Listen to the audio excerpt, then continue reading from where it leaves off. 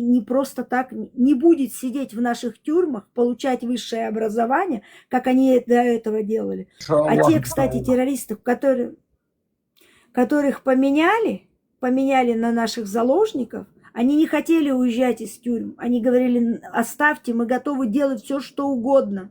Только не надо нас в газу менять. Не хотели они, потому что они понимали, что это такое. Я хочу сказать, что в Газе люди, которые там остались, да, те, которые, им тоже не сладко. У меня на стенке, по-моему, не на этом, на другом аккаунте висит видео, когда им отправляли гуманитарную помощь, что делал Хамас с теми, кто забирал эту гуманитарную, подростки. Они ее воровали у Хамаса, а эта гуманитарная помощь была для людей. Они сперва, значит, били металлическими прутьями, такими арматурой, такие длинные арматуры. Знаете, что такое арматура? Они били, значит, по ногам и по рукам, пока у них руки и ноги не превращались в месиво. Тогда только останавливались. И это они снимали все на камеру. Это подростки 15-13. Это их население, чтобы вы понимали. Как вы думаете, если они относятся так к своему населению, неужели они других детей будут любить и ценить и не уничтожать? У них идеология. Да, сперва они делали вот такое с ними, а потом уже когда у них не было времени, когда наши уже туда зашли, они просто простреливали им ноги и руки. И это у меня висит на стенке и то, и другое видео. Я хочу сказать, что ни у кого, у Израиля не стоит такая задача расправляться с детьми. Нету ни смысла, ни задачи, ни какой-то целевой программы. Никто не выйдет в этом. Какая необходимость? И зачем? Просто, я еще раз подчеркиваю, у них такса 10 тысяч. Боевики что делают? Если у нас это все задокументировано, у нас все это кадры, там нету непричастных. Чтобы вы понимали, днем люди, работающие в больнице, врачи, медсестры, вечером они в Хамас входят все. В каждой квартире был подпол, особенно под детских комнатах под кроватками, был подпол, который внес туннели, вводил. И они наших заложников, чтобы вы понимали, мы знали, где наши заложники находятся, до одного. Кроме рыжиков, мы не знали, где рыжики были. Вот. А так мы просто рыжиков сразу на третий день, как их угнали туда в Газу, их убили на глазах у матери. Их разорвали на куски. Вот. И там вот этот мужчина, который поднялся и сказал, что у нас нету доказательств, у нас есть доказательства. Все свое художество они снимали на камеру и выставляли онлайн в прямом эфире. Просто наше государство, она очень... Я сама, когда посмотрела, я не могла уснуть 4 суток, 4 суток я не могла уснуть. Ребята, это невозможно смотреть. Это просто невозможно. Ленора, позволь мне, пожалуйста, минуточку. Амина, поставь мне на большой экран, я умоляю тебя. Да, только ты говори, я потом одно слово скажу тем, которые любители всех этих палестинцев. А вот теперь я хочу, чтобы те, кто любители палестинцев, вот с таким лозунгом, они могут выйти Спасибо, на улицу? очень приятно, Казанова. Они очень могут приятно. выйти с таким лозунгом? Могут выйти с таким лозунгом? У них есть душок для этого? Вот тот человек, который зашел, он может таким лозунгом выйти? Да нет, Спасите конечно, детей нет. Он мусус. Газа от рук их родителей. Это возможно сделать? Как вы думаете, ребята, у вас? У вас есть яички ваши мужские, мусульманские? А? Кто сможет это сделать? Никто. Потому что вам это невыгодно. Вам надо, чтобы они подыхали. Вам надо, чтобы они подыхали. Вот эти вот уроды, Нет, которые чеченцам вот этих уродов, это... которых отправили, это они оттуда кричат уже. После того, что их убили, отправили к Аллаху, да? Они говорят, уже кричат, мол, спасите детей. Уже поздно, ребята, перед Боржоми. Почки уже отказали. Спасибо, что ты вот так это все показываешь, Казанова. 100% им Да, я стараюсь. Да. 100% Я хочу им еще плевать на договорить, детей. ребята, и чеченцам вообще не стоит в это лезть. По той простой причине, что, ребята, это не ваша война, это не ваша, это мусульмане вам не друзья и не братья. Вы, вот этот чеченец, который поднялся, он в глаза не видел, я больше чем уверена, араба. Он его не видел и не увидит никогда. А с евреями мы всегда жили, вы всегда жили в добрососедстве и всегда в братстве. Никогда. С какой момент они вас уничтожали? Они вас не считают. Мне реально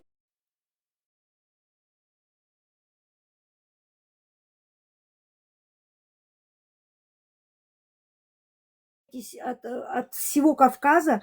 Как вы могли дать, в какой момент вы потеряли эту реальность, понимаешь, с нереальностью, когда вы дали себя загнать какие-то вонючие бедуины, которые из себя ничего...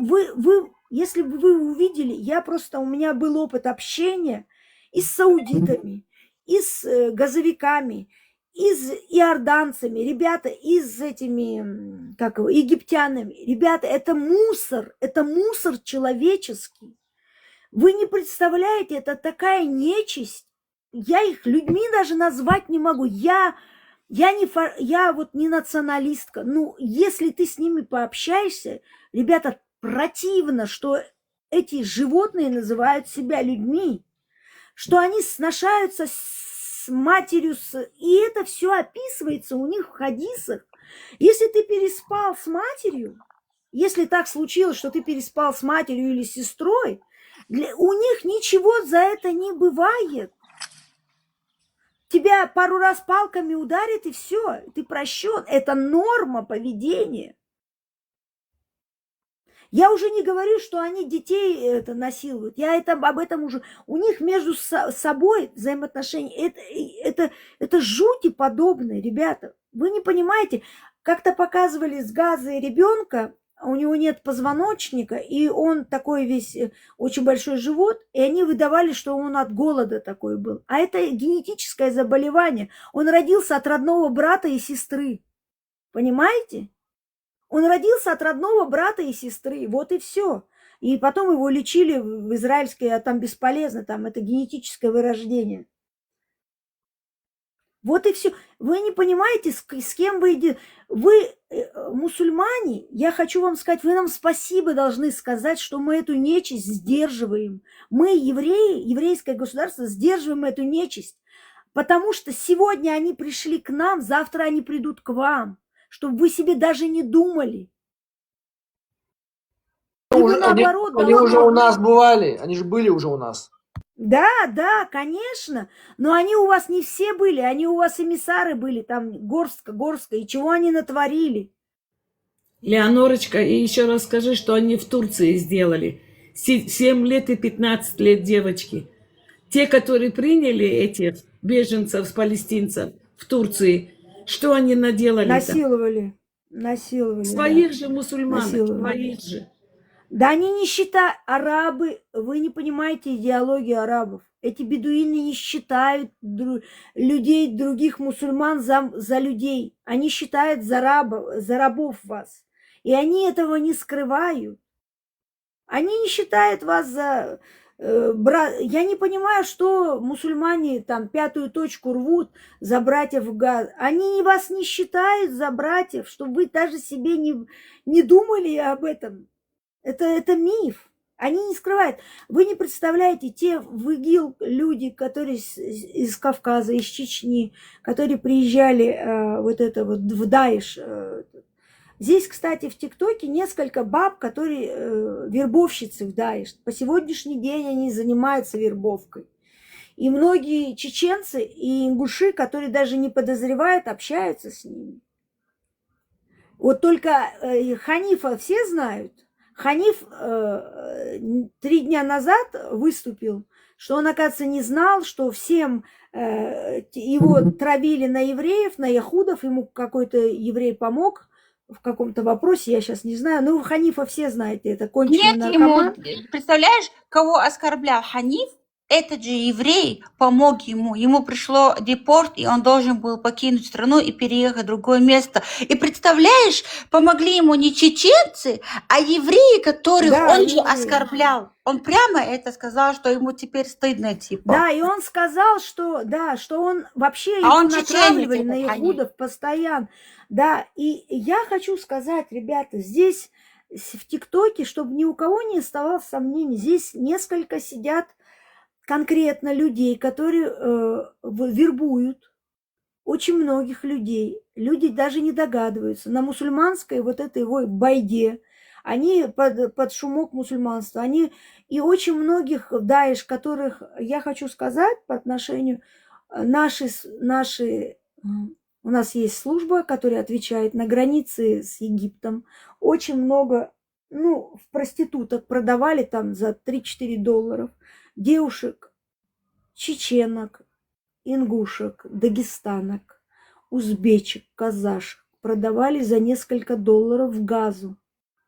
И они с семьями приезжали туда, мужей убивали, а их продавали сразу в сексуальное рабство. И это прямое доказательство отношений их. Их никто не спрашивал, их продавали за несколько долларов, ребята, через Египет в Газу, в дом терпимости там. И сколько наши вытаскивали, и девушек отправляли назад, да, кому. Поэтому я хочу сказать вам, ребята, что чтобы у вас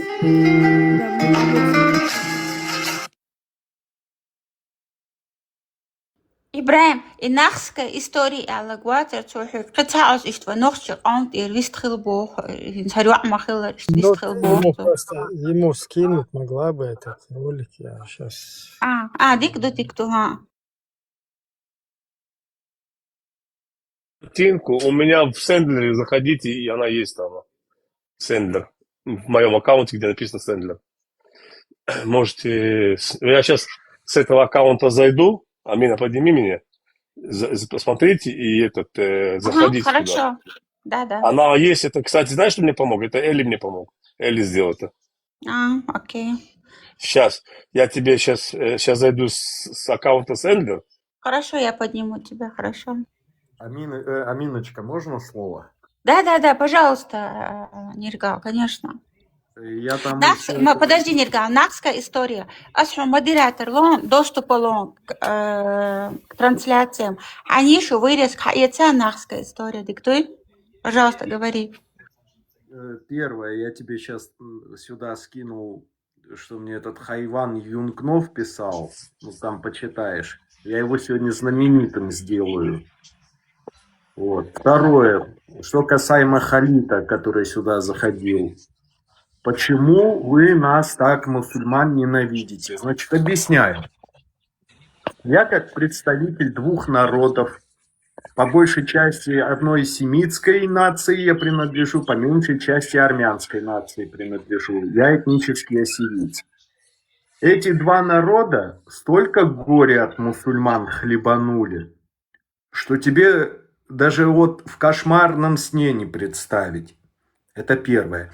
Второе. В 2014 году, когда началась вот эта арабская революция на территории Ближнего Востока, начиная с Египта, кончая Ираком и Сирией, мой ассирийский народ на своей исторической родине, Ираке, вместе с езидами, которые вообще не относятся ни к одной авраамической религии, просто самым беспощадным образом вырезали. Отрезали головы. Девочкам маленьким, беременным женщинам спарывали животы. Теперь ты задаешь вопрос, почему мы так ненавидим ислам. По поводу бедных детей сектора Сглаза и Запора. Я хочу тебе напомнить, что пластилинцы, когда началась русско-чеченская война в 1994 году, сказали: война между Российской Федерацией и Чечней – это внутренние дела Российской Федерации. Нам там вмешиваться не нужно. В тот момент, когда Израиль поддержал Чечню и сказал, что Чечня имеет право на свой суверенитет. Израиль это сказал, и это задокументировано. Это задокументировано. Это доказано. Я понял. Так документы есть, Танлер, слушал, того, что Израиль поддержал Чечню.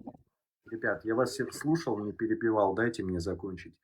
А теперь скажи мне, дружище, с какого хера ты рвешь свою жопу, ради каких-то детей сектора из глаза и запора. Для меня евреи это обыкновенный народ, такой же, как и все остальные.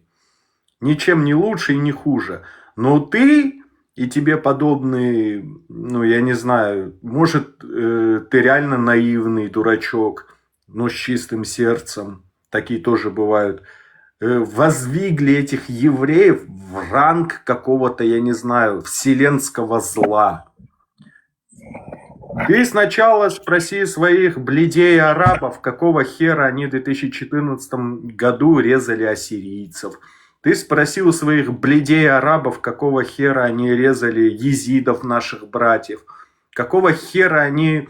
Ты спроси своих бледей арабов, как в начале прошлого года, когда туда пришел этот Аль-Джулиани, или как в эту Петушару, который был сначала главарем этого Джабхат Аль-Нусра. Как они там убивали всех, кто не мусульмане. И даже мусульман убивали алавитов. Ты представляешь? Михась, прости, пожалуйста, больше не буду. Еще 3 месяца назад вспомните, что они 40 тысяч этих курдских женщин, начиная от 8 лет и до 18, вывезли в сексуальное рабство. Вот несколько месяцев нам присылали такие кадры, что они делали с детьми курдами. А это гаденыш, это Али 007, вот это Алина, жующая вафлины. Фу, вонючка. Ходил и стеснялся сказать, что я, записал курдам в личку и этим, и езидам, придите. Когда он сказал, что братья моих этих, мой народ убивает они, а ему этот узбек говорит, Мусус Ликиманин, ты что, Али, за каких-то курдских крыс ты будешь нашу уму разрушать? Вот вам, пожалуйста, отношения. И он заткнул свой вонючий рот, это Алина, малышка засратая, выродок. Это настолько надо быть такой крысой. И бегал потом по курдам и просил, чтобы пришли и посадили на место этих Сусликимани. Его ум. Элеонора, извините, пожалуйста, я Да, не закончил. все, я не буду. Я хочу что Извините. сказать. Когда мой народ появился на Кавказе, именно в Ребят, на большой секундочку, массе, я вас покину, позже зайду. А это то Виктор, было коллега Яра мусульманин, это был позже Маша. зайду к вам. Да, Аликел. это было Ибраим, на связи, да. Я, Ибраим, я тебе отправил эту ссылку, которую сейчас только что этот Сахаб закинул. Там про этого, про Вендетту, он там новый только залил, я еще не смотрел. А Сато Сурюн, Амина, Хуига, Сато Сурюн. Давайте, всем удачи, хорошего дня. Счастливо. по поводу моего народа. Мой народ, ассирийцы, в массовой такой количестве появился на Кавказе, на южной части Кавказа, это нынешняя Армения и Грузия, в 17 веке. Два народа, которые все и наших братьев-езидов, это были армяне и грузины. Сколько их, бедолаг, вы, мусульмане, поубивали. Если ты, тем более тебе вопрос задали, с какого ты тейпа, ну, с точки зрения ислама, ты повел себя правильно, что не назвал. Бы пришлось спрашивать, а как тебе сочетается чеченец и сочетается мусульманин? Я тут одного уже осадил. Юнкнов под ником был. А этот Юнкнов шармутка. Если ты еще раз будешь меня называть петухом, то знай, что этот петух придет тебя и курочку затопчет. Я тебе адрес свой скинул. Если у тебя хоть грамм мужского есть, оскорбление в переписке не отправляй. Лучше приедь и скажи мне это в лицо. Если у тебя, конечно, духа хватит. Я знаю, что ты шармутка здесь находишься. У меня все. Минуточку, ребят, можно? Аминочка, зайди ко мне сейчас на Сендлера, хочешь, скачай и сделай себе иногда на большой экран. Хорошо, я пока выключу. Это Казанова, с Казанова выйду, но с Сендлером я у тебя останусь. Хорошо? Хорошо. Давай, мальчик, спасибо.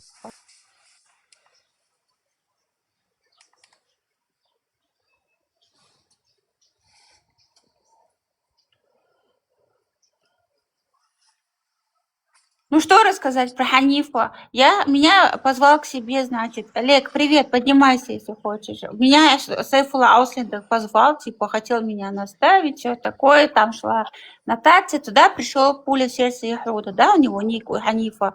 И там меня внизу, этот есть инбуш Мустангва, эти начали обсирать. И прикинь, тот, кто всегда меня обсирал, Ханиф взял и за меня заступаться. Я такая, эй, что такое? И он говорит, вы, говорит, меня обманным путем, говорит, приглашали к себе, говорили, вот сидят яхуды, давай сюда, оскорбляйте, давай, Ханиф, оскорби тут евреев, там евреев. И я ходил, говорит, и как собака, говорит, гавкал на них.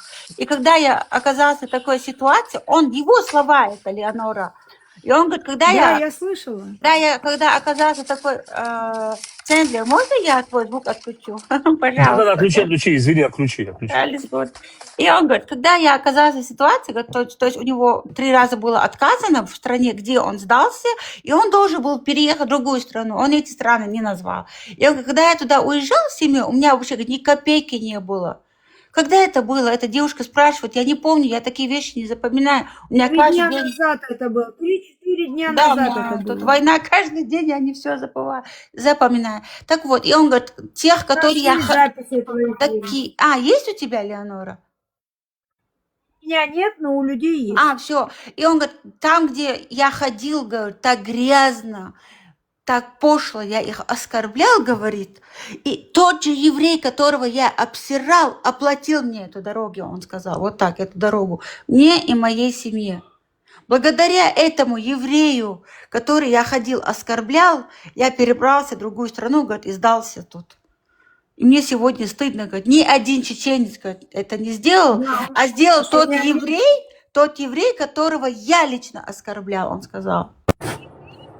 Он обращался к своей диаспоре, к чеченцам, никто ему не помог. Он Все сказал, сказали, больше ему ссылки не скидать, никаких, чтобы Ханиф, приходи, да, оскорбил что евреев. евреев Да. больше не будет, да. Он сказал, лавка закрыта на чеченском. Вот, если перевести на русский, типа, все, лавка прикрылась, он сказал.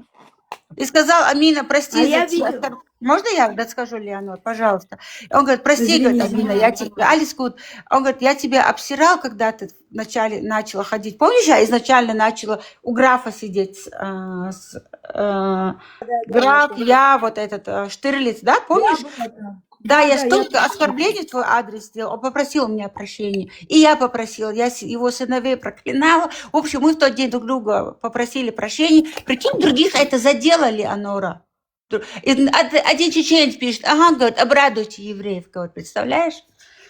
Вот, мне все-таки понравилось, что он так сказал, Леонора. Что бы он ни говорил, вот этот конец мне понравился, что это к этому именно и пришло. Представляешь, еврей...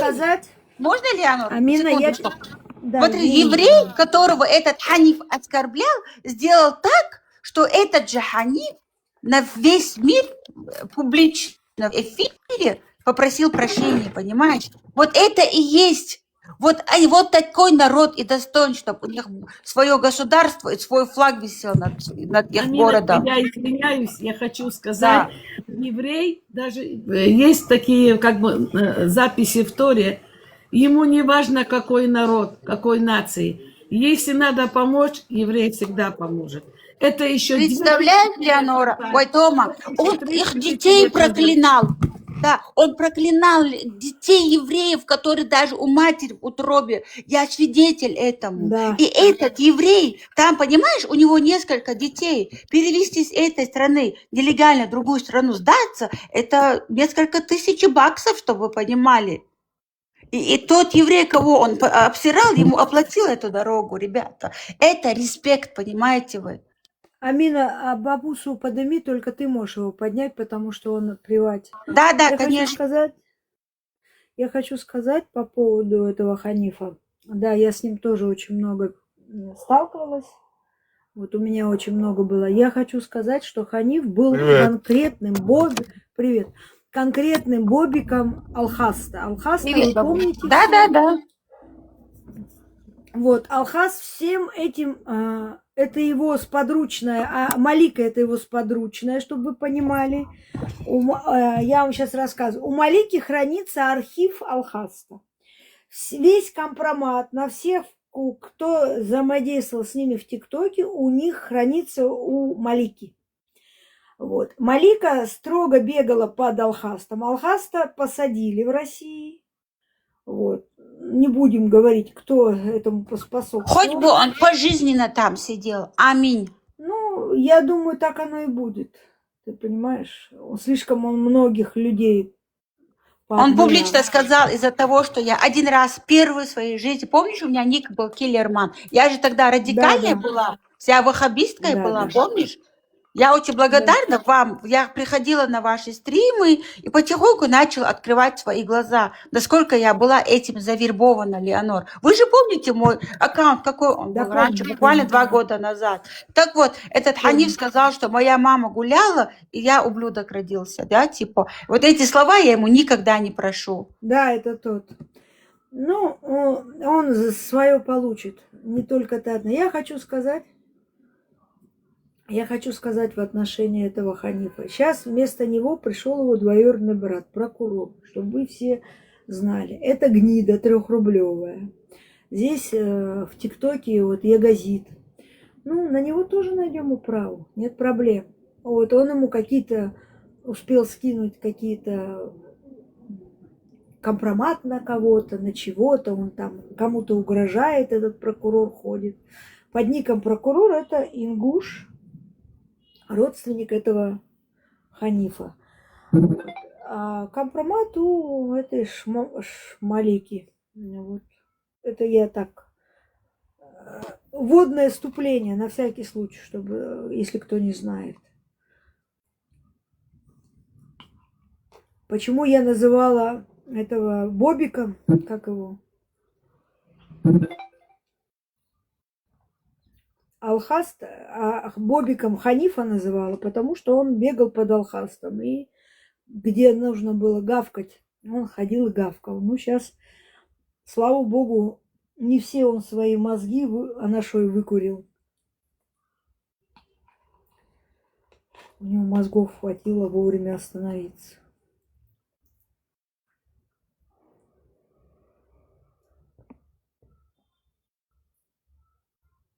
Нет, я перепутала. Да, Аналиса. Он родственник этот Алхаста. Я перепутала с Ханифом. Да, ты права. Правильно. Ты мне эти оба все как один у меня, понимаешь? Черти. Поэтому я перепутала. Правильно, Аналиса?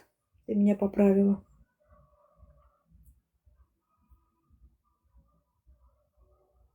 Я поняла, да, это моя Кстати, оговорка. ребят, можно кое-что скажу?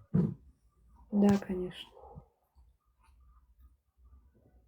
Амина и многоуважаемые зрители, скоро мы тут с одним товарищем, чеченцем, вы его знаете, будем проводить эфир в ТикТоке. Он будет у меня брать интервью на тему «Как я вышел из христианства». Амина, я тебе приглашение вышлю, разошли там всем. А вы бывший христианин? Да, хорошо. Да, я бывший христианин. А теперь кто, родновер? Я деист, но меня почему-то все называют деист. родновером. Не, это был вопрос, это не утверждение. О, Шер нам показывает красоту. Мой друг армянин говорит, это говорит, наш брат ассирийц, родновер. Я говорю, дядя, я не родновер, я деист. Дядя, я поняла. Да. Потому что он сам родновер. Дядя, Смотри, Леонора, да. тут возник у этой девушки вопрос. Интересно, кто это, еврей? Типа, правда ли все такое? При всех подтверждаешь, что Ханиф такое говорил? Что такой стрим был? Ты подтверждаешь это, что Ханиф эти слова Да, говорил? конечно, да. Хорошо. Да, подтверждаю. А, больше нету прокурора 77, да? А как он теперь обзывается?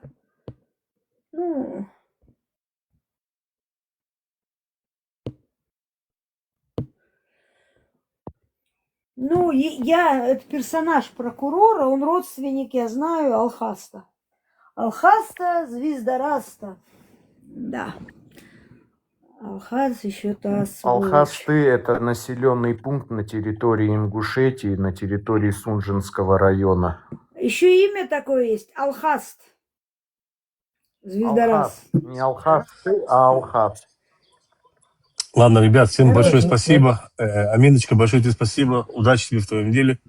Я побегу дальше. Ну, смотрим. Они не родственники, но он Спасибо, представлялся ребят. его приходи в родственником. другое время. Давай, давай. Доброго Если дня что, тебе. зайди потом ко мне и вот эту Обязательно. картинку скачай. Иногда Да. ставь себе на большой экран. Хорошо, обязательно я это Пока, сделаю пока. после Удачи эфира. тебе. Пока. Дай Бог тебе здоровья. Пока. Спасибо, и вам, Сендер.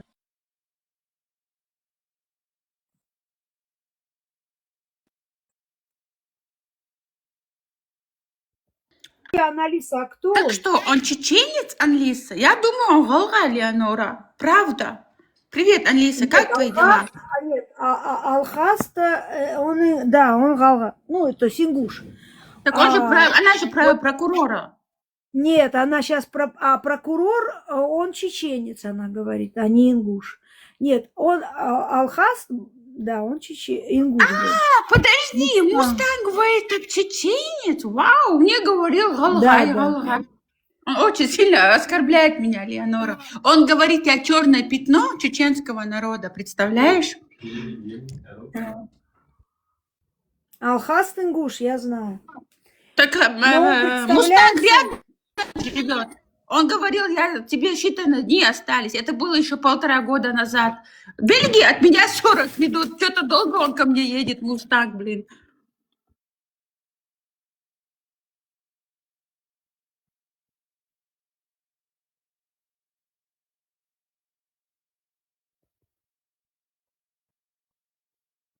сказать, клоуны они. Зурцук нету такой национальности. Ими называли чеченцев, их называли так Да, грузины. зурцуками. Грузины называли чеченцев зурцуками. Да. Это не национальность. А чеченцев само название Вайнахи. Не Нохчи. Нет, Нохчи, вайнаки это они сами себя это не называют. чеченцы, Вайнаки нет, это в Нохчи, переводе Нохчи. наши люди, а национальность у них, что у акинцев, что у бацбийцев, что у тушинцев, ингушей, чеченцев, это нахи. У нас в Матенадаране в музее в Армении мы их называли еще в древности нахчимантяне.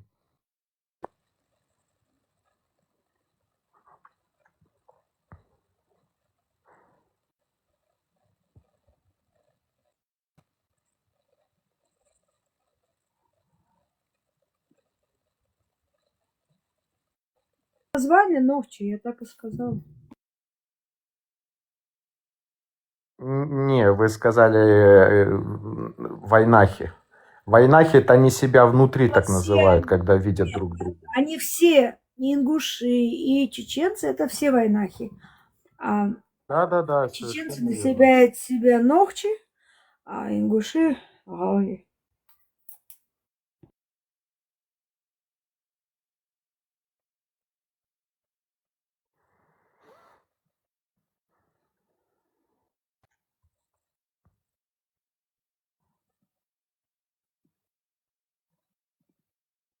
А как дела?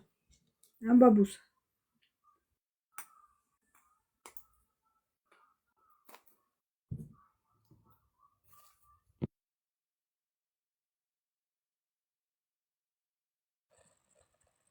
Амина, а чё он вдруг заскочил к тебе и претензии стал предавать? С чего это вдруг?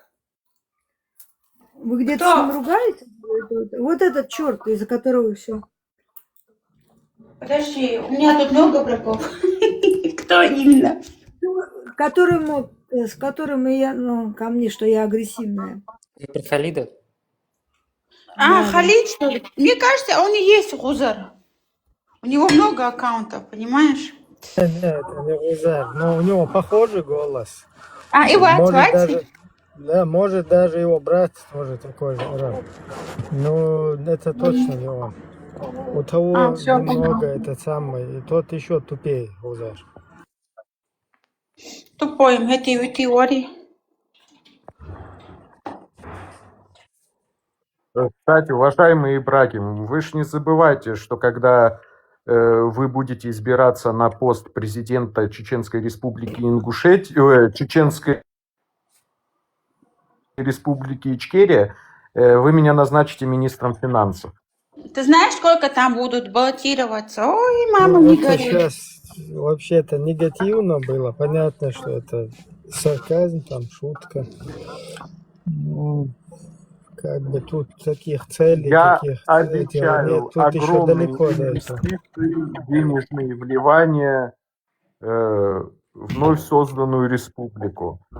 Откроем IT-технологии, хай-теки, столько университетов с вами понаоткрываем, туризм будем развивать. Обязательно, обязательно. Независимости там от каких-то этих А то что полномочий или должностей, ну вот это именно такая политика. в этом она лидерах, необходима. что в списке нобелевских лауреатов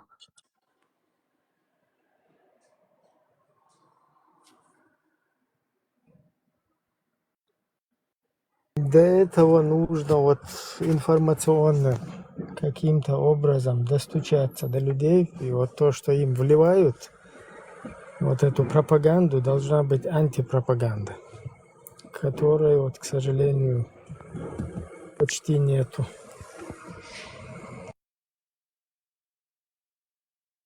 Здесь на этих площадках происходит, это вообще ошибка, скажем так. Потому что это вообще не ожидали.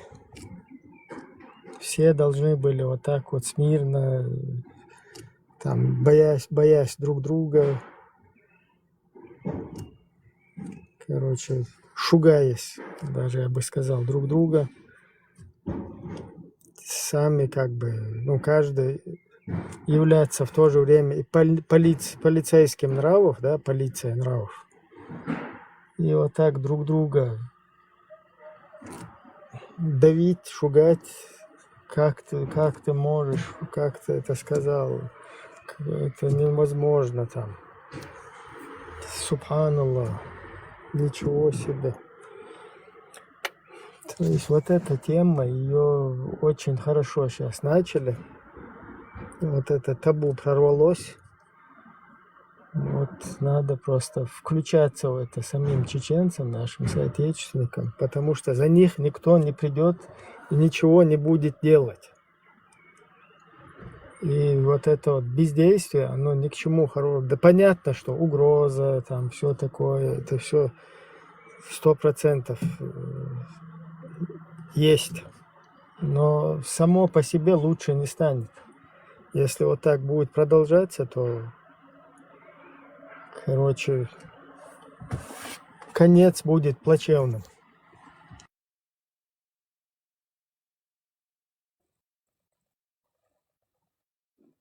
Полностью с тобой согласна, Ибраим. я думаю, Полностью. все наладится. Я думаю, все наладится.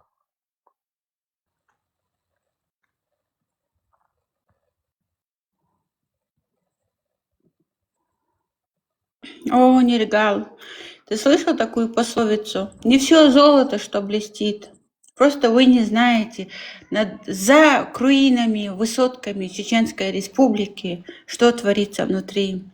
Ой-ой-ой-ой-ой-ой. Там такой беспредел идет.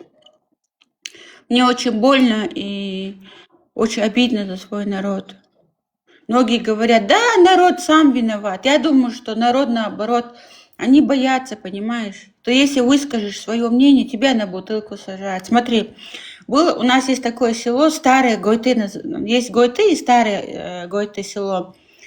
И в одной семье один парень негативно высказался в адрес к властям Чеченской Республики, да, вот этой банде. Ну, конечно, его забрали и на бутылку сажали, избили. Ну, слава богу, что не убили. Но знаешь, как это все закончилось? Смотри, отец и мать планируют сына, он рождается, и они его растят, вкладывают в него все, что они могут, и это их сын, правильно? Продолжитель рода, их родной сын, их родная кровь. И на него поставили камеры, на отца старого пожилого человека, ЧГТРКшники грязные, и заставили сказать: мой сын ублюдок, если худючу, хаздат, дело зло радует сардук.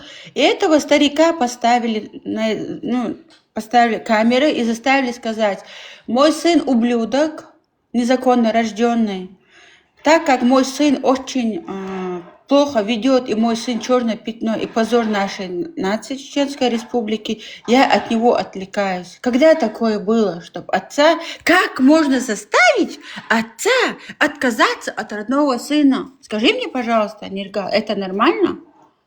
Как? Из-за того, что там он что-то... он просто свою мысль высказал. Где вот эта свободность человека? И еще говорят, Чеченская Республика не в оккупации. И таких историй не засчитать даже, понимаешь ты? Каждый день в чеченских РОВД, это, например, есть РОВД Заводской, есть РОВД в Шали, в Урус-Мартане, в Ачхой-Мартане, в Черноречи и так далее. Во всех этих РОВД, вот этих полицаях у них, каждый день сажают чеченца на бутылку. Когда такое было? И вот эти другие чеченцы, другая сторона, просят нас не молчать, не говорить об этом, просят молчать и угрожают, понимаешь ты, Ниргал? Вот ситуация Чеченской Республики очень сплоченная. Народ находится очень, как тебе сказать? Я понимаю это. Да, потому причине что того, правит я тиран. это Да, не правит по тиран. всем этом начал.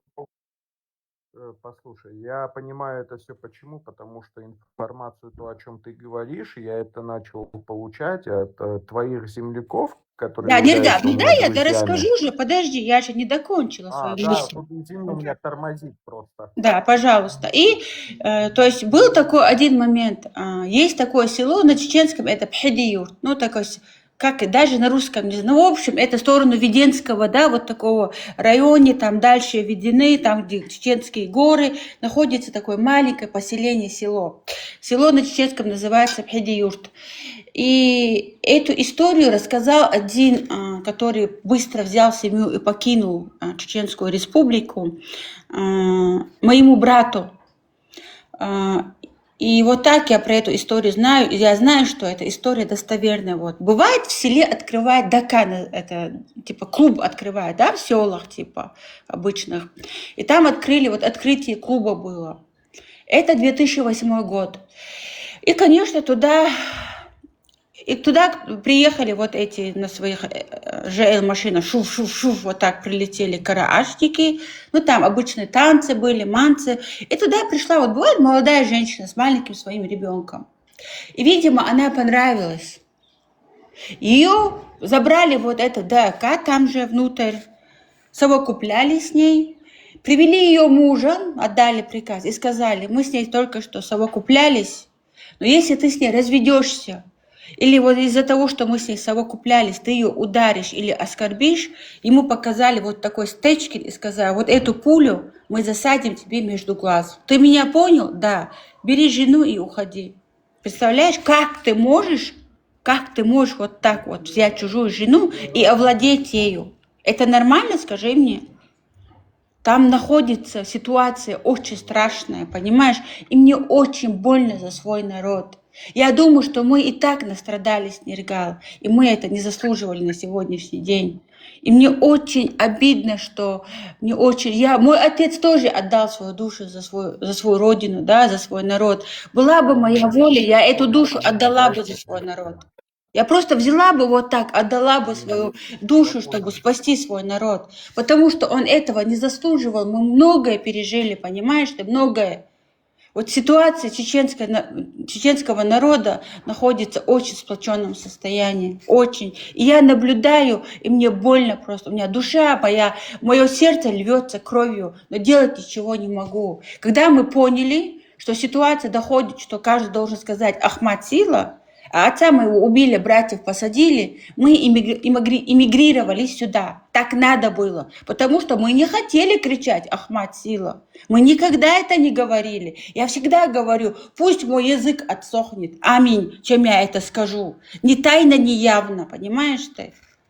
Поэтому, когда говорят, у вас в Чечне все нормально, вот такие высотки, лучше бы они оставили этот город, который был, пропустили через мясорубку. А сегодня там танцуют, пляшут, понимаешь? А над этим Грозным убиты и пролита кровь в 94 году. Но об этой истории запрещено говорить, понимаешь? За это сажают бутылку, воруют из дома и все. Даже труп не дают похоронить, понимаешь? Вот в каком ситуации находится наша Чеченская Республика. Поэтому я всегда, когда начинают переходить на личности, я задаю вопрос сперва. Скажи, чеченец, признаешь ли ты, что Чеченская Республика находится в оккупации? И когда мне говорят нет, мне не о чем с ним говорить, я его отправляю в блок. И также, вот регион, да, 95-й, я задаю вопрос, когда ко мне заходят, ты почему вышла там, это кресты поставила, бла-бла.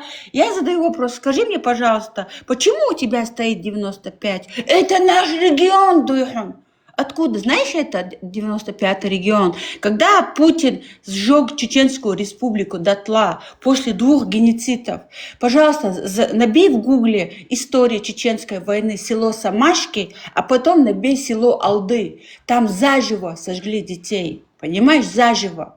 После того, что он с нами сделал, он вот так поставил... Подожди. Он вот так поставил указ. Подожди, я говорю, Ниргал, я не люблю, когда меня перебивают, ёпаре. Это что такое? Я же что-то рассказываю тут, подожди. Я тебе дам платформу сказать, подожди. Не перебивай, потом я свою речь меняю, ёпаре сатэ. Ну что это такое? Дайте мне сказать. Я всегда вам проявляю всем уважение, даю платформу вам всем у себя на эфире. Каждому, кого я уважаю, модеры даю. Дайте досказать, ёпаре сатэ. Он вот так публично поставил печать и дал указ. Чеченская Республика будет регион мой. Он законно российский со своей биркой. То есть Путин нам повесил бирку. Вот бывает, как тот раз один чечен вчера сказал, вот коровы бывают с биркой, с номерами, чтобы этих коров узнавали. Вот так нам повесил Путин вот эту бирку. И тот, кто ко мне приходит и говорит с этим 95 оскорблять меня, я его в блок отправляю, понимаешь? Потому что я не буду лежать под Путиным. И все, пожалуйста, говорите. Я имел в виду, что я не расслышал, что ты сказала после села Самашки. Я оборвал.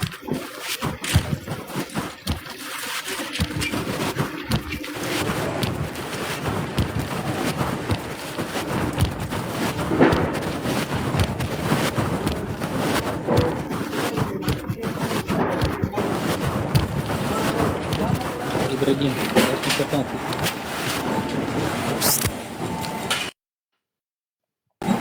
Точно включен? Да, сейчас включен у вас. А вот сейчас все уже выключен. Спроси, Ниргал, что? Я не перебивал тебя, ты просто сказала село Самашки, назвала село, но название второго села Алды. я не расслышал. Алды. Алды. Да, село Алды. И там Я прям тебя есть не перебиваю, видосы, ты не подумай. как, осуждая плюс 32, сожгли тела. То есть я не говорю сейчас про ваххабистов, не говорю там про мужчин. Я сейчас говорю про женщин и детей. Именно. Вот в этих 2 селах, именно село Саймашки и село Алды. Там сожгли детей и женщин. Понимаешь ты? Вот. Я говорил об этом. Ничто не забыто, да. Ничто не забыто. Мы все помним. Просто тот, кто умеет ждать, да, достигнет большего. Надо уметь переждать. Когда чувствуешь проигрыш, надо отступить, понимаешь? И там зазорного ничего нету. Но в этом мире, как сказал Абрек, да, когда его убивали, ничто не вечно под... Он же сам себе яму рыл, понимаешь ты? Ничто не вечно под луной. Многие пришли и ушли, многие придут и уйдут, понимаешь? Это как часовой пояс, понимаешь? Но чеченцы вот такие вещи не прощают. Они вот тут это хранят, понимаешь? Каждый ответит за каждую пролитую кровь. Далмухуа.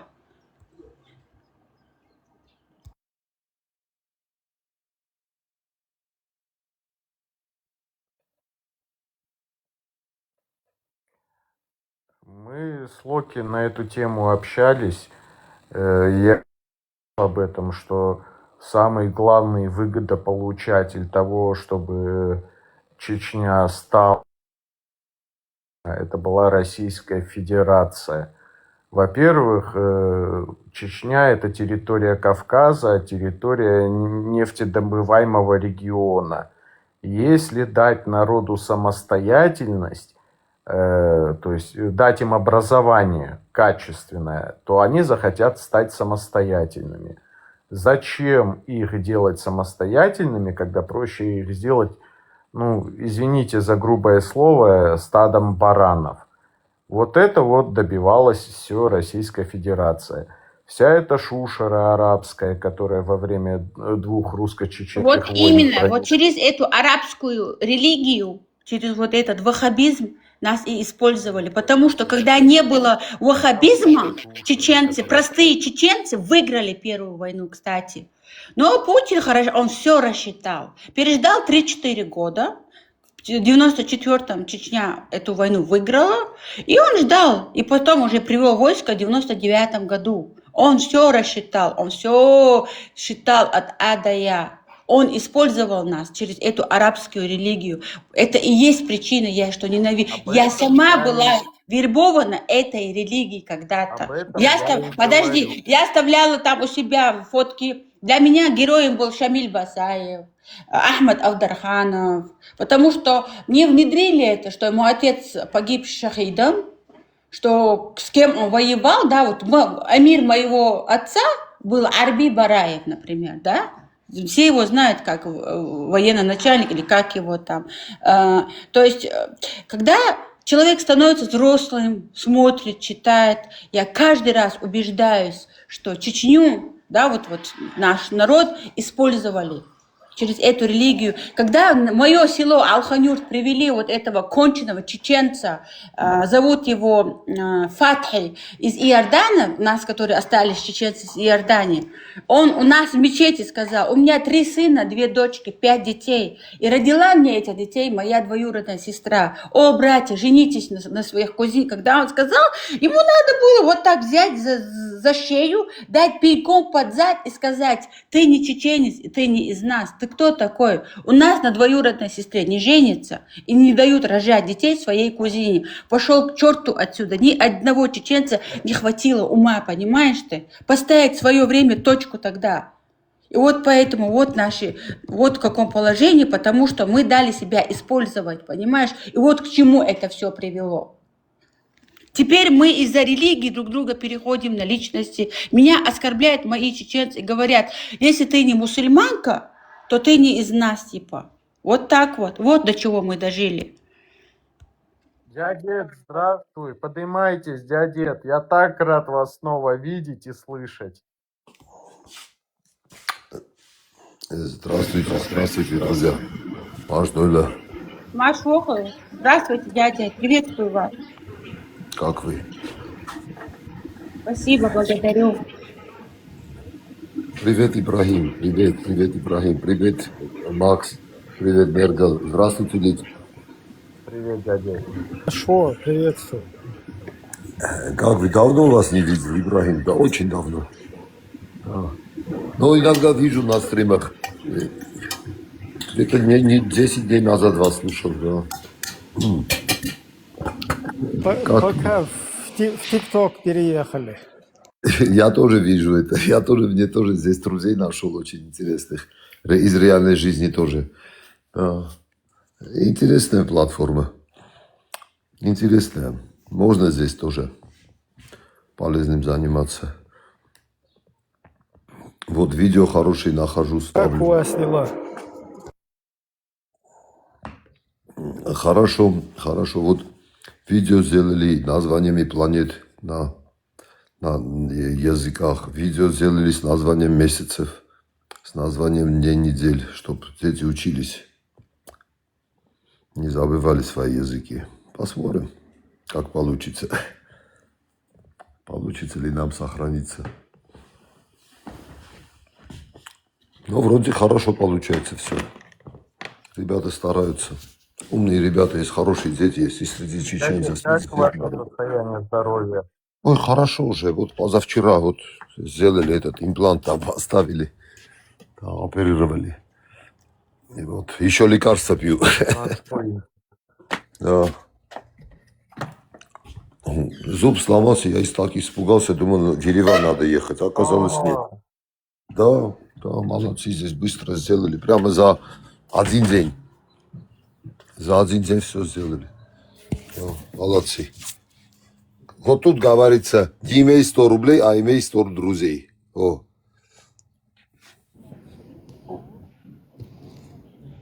Подождите, ветеран Ганнибала, это разве не Букче? Hello. Нет, нет, ветеран это ветеран. Блин, я почему-то Букчу помню. Не знаю, Ветеран, говори, послушаем. А? по-моему, Так, это приветствую Букче. всех. Приветствую, ветеран. Я только ответствую. Я только что стал слушателем. Не знаю, какая тема у вас идет. Только что Это подключился. ветеран. Ну, мы где-то встречались с ветеран Ганнибала. Очень знакомый. Да, да, голос я-то знаю. Не один раз мы друг друга слушали. Не один раз голос знакомый. Не видели, но слышали друг друга. Сейчас я вас добавлю тогда, потому что да. Ибрагимом я добавлен. Да, 100%. Максим добавлен. Я тоже сейчас добавлю. Литя не знаю. Литя не Дай знаю. Бог, и увидимся, дай Бог. 100%. Дай Бог, Я осенью приезжаю. Дай Бог, увидимся. Я обязательно приеду. Приятная встреча будет. Буду очень рад.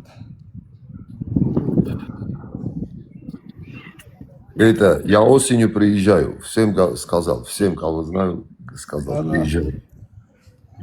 Мне сейчас уже, раньше было легко перелетать туда-сюда. Сейчас уже столько повзрослели, скажем так, много обязанностей дома. Не можем легко так взять чемодан или сумку и полететь. Уже нет, уже трудно. Но уже запланировано. Поеду. Осенью поеду. Время есть подготовиться. Есть Да. время. Кое-какие дела придется и отложить, да, если запланировали поездку. Я на 4 свадьбы приглашен до сентября. Ни на одну не могу поехать, представляете? Ни на одну. А я так люблю быть на свадьбах. Я так люблю, когда свадьбы бывают. Очень люблю именно свадьбы. Ну, когда видишь, что демография, новое поколение, новая семья, знаешь, радостно. Радуюсь, когда вижу, молодые женятся, семьи создают. Мне радостно. Мне приятно на таких мероприятиях быть. Но вот, к сожалению, не могу, к сожалению, очень напряженно у меня. Плюс еще в Армении выборы у нас 7 числа. Выборы кого? Парламентские или какие? Да, очень Парламентские, важные. да? Очень важные для нас выборы. И от победы партии в парламенте, и, короче, и получается и премьер-министр, соответственно, да, кто победил? Да, соответственно, та политическая сила, которая наберет больше всех голосов, она и будет руководить страной, и премьер-министр. Это, к сожалению, я не очень люблю этого премьер-министра. Честно скажу, я считаю его не жестким, я считаю, ну, в общем... Вам виднее. Да, но наши колонизаторы сделали так, что у нас искусственная оппозиция, у нас нет оппозиции. То есть они сделали такую оппозицию, что занимает, так сказать, наше место. Настоящей оппозиции. Ну, по старой схеме. У вас старая история, вообще старая история. Старая, когда источники читаешь, вот там фигурирует, да, везде. Где только не читай, очень старая история. Ну, поэтому они тоже хотят, чтобы в их архиве было написано, что они когда-то захватили эти народы. Они себя хорошо чувствуют от этого. В послужном смысле у них такие народы. Ну, у вас самое сильное время, когда государь при Тигране II, да, Великом? Да, первым, Самое да. Тигран II Тигран. Великий. Да. Я помню из истории, когда читал. 16 опер написано для него в Европе. 16 опер. 16 или 17. Тигран Великий. Патриарх Тигранакерт, при нем он был основан? 4 Тигранакерта были. Да, 4 были. 4 Тигранакерта. Я слышал, вот Артаксата город, он был основан Ганнибалом. Да. Когда он был у вас. Лектором. Да, Ганнибалом. Ганнибал Помпей тоже, по-моему. Что, керт это что означает? Керт означает кертель. Скреб. Это означает скреб. Небоскреб. То есть поскребли скалы и построили город. Поскребли камни, построили город. То есть для того, чтобы получить скалы. У нас тоже вот эти возвышенности, они тоже как бы такими... Можно кое-что скажу? Ага. Я скоро выложу видео здесь на ТикТоке о схожести по смыслу и по звучанию слов армянского и нахского языков. Есть протоармянский язык и протонахский язык, и протоалбанские языки, они все относятся так или иначе к времен государства Арата и Шумеров. Если посмотреть с лингвистической точки зрения, окончание существительных «и» в аратском языке, окончание существительных «и». Например, у лезгин остался «и», у грузин остался «и». Да? Макрати. Например, по-армянски «макрат», по-грузински «мукрателли». «И». Да, по-лезгински «мукрат». Да? Это «и» у грузин остался. У нас остался яблоко, ханзури, да, ханзури, говорим ханзур, танзи, танз, арюци, арюц. Арцив, чеченцы говорят арзи, да? А в арабском языке писалось арциви, арциви. Ну, копать надо, энерго заниматься надо. Даже вот взять пример. Делаем. Минутку, ветеран. Ага, слушаю вас, ветеран. Не, пускай доскажет. Не, я говорю, сделаем. Что я хотел сказать, вот возьмем болгар, и когда болгары что же разделились, часть ушла на Волгу, другая часть, они стали называться волжскими булгарами, а остальная часть болгар ушла вот на территорию современной Болгарии. Я тоже думаю, это уже теперь совершенно два разных народа. Болгары как сохранились, я думаю, а волжские булгары, я даже не знаю, что про них. Но, во всяком случае, язык у них уже разный. Может, какие-то слова будут схожие. Вот я что хотел. Далеко в истории могут быть общие корни-то, но сегодня, когда 1000-2000 лет проходит уже, даже возьмем историю авар. Были авары, они уж из Сибири ушли, даже в Европе были, дошли до Африки, но сегодня их нету тоже. Я бы сказал, вы знаете, аварцы, у них христианская даже царство было. Как был у них царь, по-моему, христианский, Суракат звали. Авар-Сарельское царство было у них. Аварцы фактически родоначальники гуннов, что ли, получается? Ведь я так... Есть такая... Авары, как я из истории, что вот я читал, бывает, когда давно читаешь, забываешь, но гунны намного, история не идет намного раньше, чем авар-то. Гунны были известны еще, я вот их называли хунну, сюнну, китайцы называли их, сюнну называли, некоторые хунну, а когда в Европе они там появились, гунны, вот, где-то в 3 веке они вот начали, по-моему, переселяться потихоньку. Во время, вот, самое такое, это при Атилле у них, его братья Бледи, отец его, вот, их отец, самое такое время, когда государство гуннов было ну, такое самое сильное. Ну, это где-то 5 век получается. Да, да, да. Авары основали государство в Европе где-то тоже в 6 веке. Они Константинополь осаждали вместе с этими, вместе с арабами. Тоже, когда арабы осаждали Константинополь. Тоже вот. Ну, сегодня их нету. Да. Но есть аварские ученые, которые считают, что наши кавказские аварцы Восточного Кавказа это как бы ветка тех аваров, одна из ветвей. Ну, я не знаю, вот я где-то читал, что между ними общего. Где-то говорит, что-то есть, кто-то говорит, что нет ничего общего. Не знаю. Насчет этого не знаю, что сказать. У них тоже внутри, у их ученое сообщество тоже разделено по этому поводу. Их ученое сообщество разделено. Ну, есть те, которые утверждают, да, вот Хуза, Хуниб, это все связано с хунами. Эти даже имена Хумбет, Хуза, Хуниб. Ну, особенно противники аварцев в Дагестане все время говорят, они пришли. Я говорю, нет, ребята, они уже местные. Ну, интересная культура. У аварцев тоже очень интересная культура, наших кавказских аварцев. Есть ученые, которые находят связи между ними и ними. А есть ученые, которые говорят, выдвигают тезис о том, что аварцы охраняли шелковый путь. Великий шелковый путь.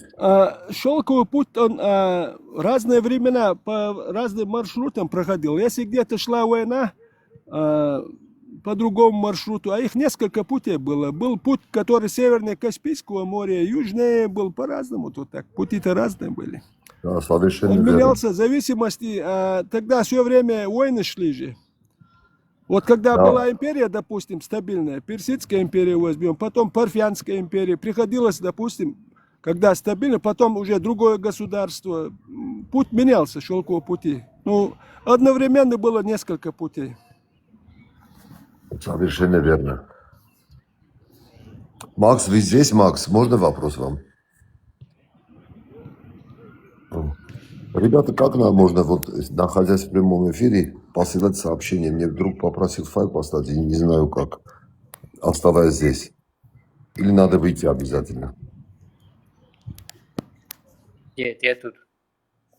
Макс, мне позвонили, попросили файл выслать. Для того, чтобы выслать файл, мне надо выйти обязательно из лайфа или можно, оставаясь, отправить сообщение? Отправить сообщение вы можете... Вам придется выйти, если человек не находится здесь. Окей. Сейчас я выйду, вернусь. Ладно, ребята, сейчас Хорошо. минуточку, прошу прощения. Спасибо.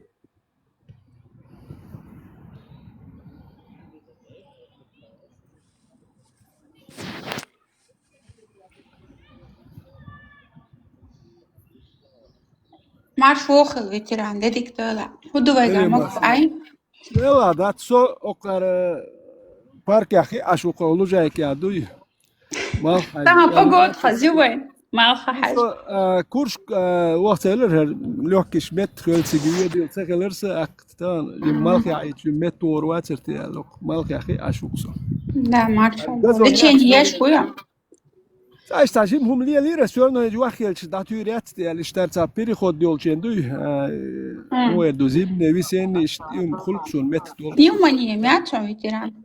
Ну, сун бронхиан астма хронический бронхит ирксон халхватен диагноз. Что Да, марш. датуш метхолш по-разному холин цаши будкан юксунер метхел дат сам метуагер шволш. Юахелч датурю алхит шуксон ца юахел танистел что нерес. خز погодуч о خز погоду газонт я нахше парк да бишен садаш аж пруд бу Да, все юкундова. ши парк мае со олчмет я со митшу эл мейлер Маала. Imagine when Tanya Kirsch that she walk how قنديلا تقال رولي دق. ديل دادق.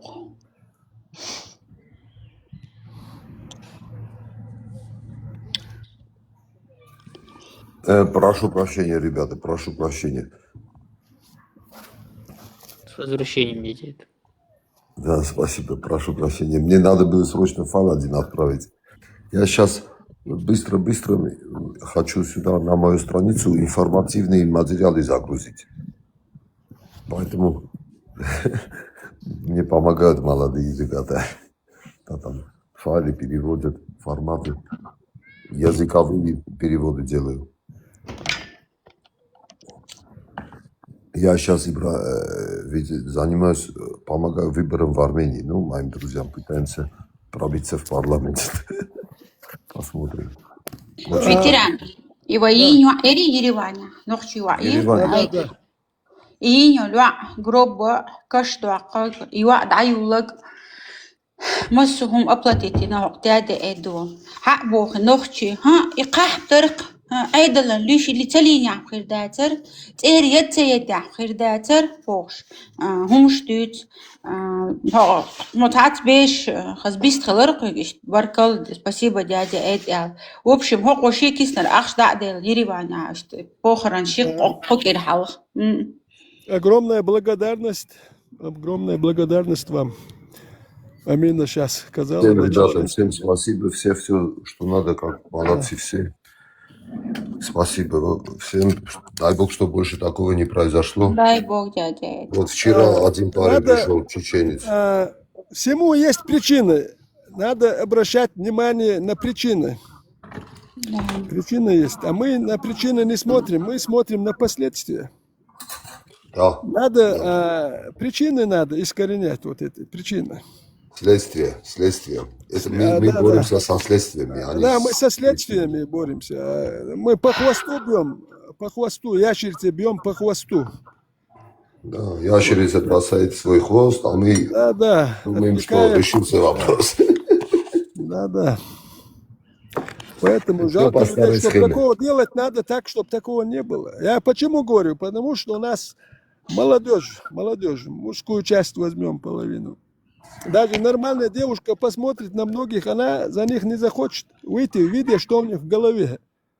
Представьте, девушка нормальная, умная, видит этого, она же не захочет за него. Это же проблема для девушки, для ее родителей. Проблема, когда чеченцев посылают в Сирию, 10 тысяч погибло. Посылают в Украину, женская часть остается. Куда? За кого ему уходить? Вот эти вопросы никто не говорит. Кто их посылает, он ни за что не отвечает.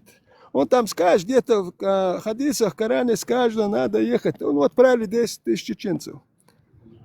А 10 тысяч девушек остается. Это проблема. Вот над этими вопросами человек, который отправляет часть своего мужского населения куда-то, вообще не знаю куда отправляет, на погибель. Вот таких людей судить надо. Не в одном государстве.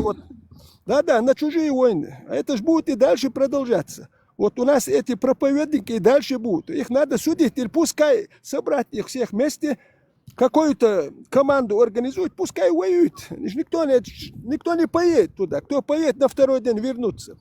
Тем более со своими семьями туда никто не поедет. А хотя много чеченцев отправили семьями они. Да. Вот представьте, вот эти вещи никто не будет говорить. Будут говорить, что девушки гуляют. Это ж плохо, девушка гуляет. То почему она гуляет? Потому что ее брата отправили или отца отправили туда. За ней неким следить, ухаживать.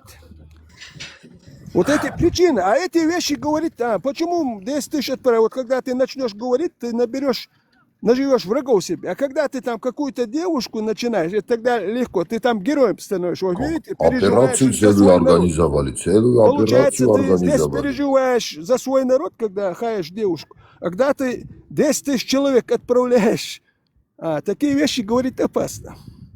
Мы выбираем, что можно говорить, что нельзя. Что будет одобрять, что будет не одобрять. Вот так смотрим. А нормальный человек, он будет вещи называть своими именами. Надо бить голову, а не по хвосту.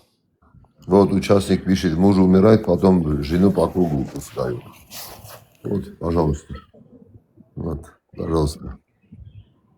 Ну, если у тебя нету элиты на своей национальной, ее формировали где-то за 1500 километров, твою национальную элиту, так и всегда будет. У тебя нету национальной элиты. Даже много примеров, мы же знаем. И они не будут, кто туда посылал эти вещи, они не будут говорить. Вот возьмем, человек поехал с семьей, с женой поехал, и дочь, сын там. И он там, его сразу отправляет на фронт, а ему показали дом. Там один присылает съемки, как в доме он живет. Этот едет с семьей, такой же дом заселиться. Потому что головы-то нету. Голова там в исламе не нужна. Не нужна. Он едет туда, кто его там дом заселит. Его сразу отправляют на фронт. Семья остается, он погибает. А что дальше? Жена должна уходить за кого-то замуж, если не выйдет, их оставляют, их кидают, они никому не нужны. Ухода за ним не будет. Ей деваться некуда, обратно уже не вернуться. Она выходит замуж. А в исламе можно 7, 8, 9 лет можно до девочки. И дочь тоже кто-то забирает. Сколько примеров. Вот эта жена, представьте, она жила в себе, в Чечне, у себя дома, рядом, там неделю, может, один раз ездила к отцу, матери, с родственниками виделась. Вот этого зомбировали мужа, и он берет их туда, совершенно другую страну, где война идет. Люди от войны бегут. Эти арабы все они здесь прибежали сюда. А этот свою семью берет туда, везет. И ее за другого дают. Есть вот 3, 4, 5 раз она вышла замуж. И непонятно от кого детей родила. Представьте, вот она от кого-то родила, тот тоже умер. Вот так издеваться над народом. Я не знаю, как называть этих людей, которые отправляют чеченцев в Сирию. Вот представьте, вот его дочь там уже кто-то женился тоже на нее. По рукам пошли. Вот представьте, вот эти вещи они никогда не будут называть. Они что будут? Эта девочка гуляет. Там женщины гуляют у нас, которые отправили их замуж, выдают за одного, второго, третьего, рожают. Вот почему эти вещи они не называют? Нет, так нельзя. Сам себе никто не будет по голове бить. Потому что они отправили, они же не будут, что там творится, говорить. А сколько в Ираке посадили этих девочек? По 15-20 лет детей забрали в приюты в Ираке. Детей продавали. Вы не представляете, что потом с ними сделали, когда этих... В момент же их в Ираке почистили. Значит, 2 года из территории РФ вся пассионарная молодежь, вся отправилась в Сирию. Вся молодежь, которая была активная, которая пыталась найти правду и справедливость, им дали Коран и отправили в Сирию. Идите вон, там справедливость, там это ищите. Пожалуйста. Представляете? Вот пишут в тюрьме, даже в тюрьме рожают. Там ни разу не показали этого. Ни разу не показали ни судебные процессы над этими. Дети 22-23 года попали в Сирию, из Сирии попали в Ирак, из Ирака попали в иракскую тюрьму. Представляете? Ехал с Махачкалы, из Бербаши, с Аулов, с Чечни, из Шалийского района, с Веденского района. Вы не представляете, что мне это арабы здесь рассказывали, которые живут там.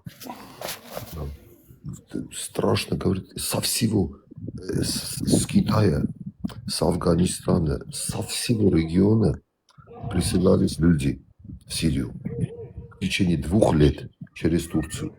Никто не пытался мешать, никто. Никто не пытался с ними поговорить, объяснить, что это пусть никуда, это утопия. Никто. Представляете? Франц, не отвечайте, Франц, это провокатор был. Это провокатор был. Я на эти вещи вообще, как вы сказали, кто пишет, что пишет, я не смотрю. Потому что портить себе настроение из-за этих людей, но и так испорчены виды, что они существуют, такие люди, ты знаешь, уже у тебя настроение. Но когда ты начнешь их еще комментарии читать, не стоит этого.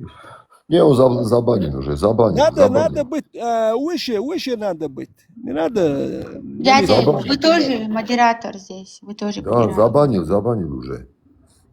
Это моя обязанность следить за порядком. Меня Амина назначила в этом. Да, дядя, с уважением. Это кто здесь культур не будет соблюдать, это салам алейкум. Прямо это к Эпштейну. К Эпштейну домой. Через задний, это черный ход. Кто-то берет, представьте, кто-то на себя берет работу, писать только гадости, представьте. Только гадости писать, берет на себя все. Ну, представьте, что это за человек будет. Потому Вот что они ничего другого не знает. Всем добрый день. Да и Ну, Дуалам, Привет, ветеран. привет. Потому что ничего другого не знают, поэтому и ругаются. Были б мозги, было бы что сказать, не говорили Я бы. к чему? Я просто приведу свой пример. Мне я часто, много бывает, когда ты часто повторяешь, но я и буду повторять. На своем примере мне легче. Дома на работе заставляли эти комментарии. Это их тоже сажают сюда, пишите гадости. Ну, нам говорили гадости про Кадырова не напишешь. Представьте, вот пишите про Кадырова гадости, кто скажет. А нам говорят, пишите самые такие хвалебные слова про Кадырова. И там еще несколько называют тебе куда. А я-то же не знал Инстаграм открывать. Мне там на работе они открывают Инстаграм, все вот так. И я первое, что написала, что больно мне видеть мой униженный народ. Видеть, как мой народ унижает. Через несколько часов мне директор звонит. Ты что пишешь? Ему позвонили с Грозного. Ты что хочешь, чтобы тебя забрали туда-сюда? Я говорю, больше писать я не буду. Все. Представьте, там люди сидят, смотрят, что ты пишешь. Представьте, заставляют хвалить Кадыр. Зачем я должен унижаться и хвалить? Вот представьте, вот людей заставляют унижаться и восхвалять его сына, там, это 18-летнего. Люди пишут, хвалят. Разве среди чеченцев было такое, что ну, как сегодня унижает? Я говорю, тогда писать не буду. Ну, один говорит, чтобы тебя не уволили, давай я за тебя. Я говорю, ты тогда пиши. Говорю, дай Бог, чтобы у всех бедных людей, чтобы все было нормально там, между нами там нормально. Вот такие вещи пиши, я говорю. Он начал писать. Ну, через какое-то время он тоже человек с характером, он с работы ушел. А потом мне говорят, ты почему не пишешь? Я говорю, писать не буду. Нет, нам сказали, если ты писать не будешь, увольнять. Я говорю, давай, долго не будем разговаривать. Я писать, давай, увольняй. Я и тянуть эту тему не хочу. Я говорю, увольняй. Вот эти люди, вот эти будут брать на себя гадости, и вот из-за этим гадостям кормить свою семью. Это что за человек-то? Вы представьте, среди чеченцев. Мне обидно, что такие люди есть. Но про Кадырова они это не скажут. А его в адрес хвалебные будут писать. А про тебя, про меня можно и гадости писать. Не было этого раньше, не было. Обидно вот, что такие люди есть. Я все.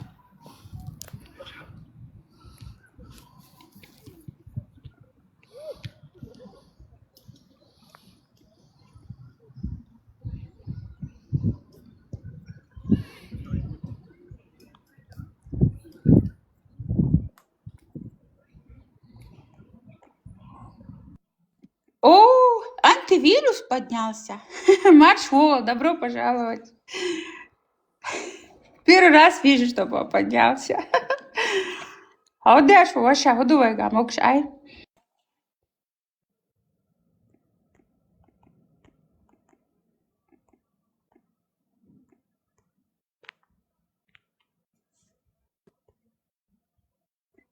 مكش دوها маршал дохел.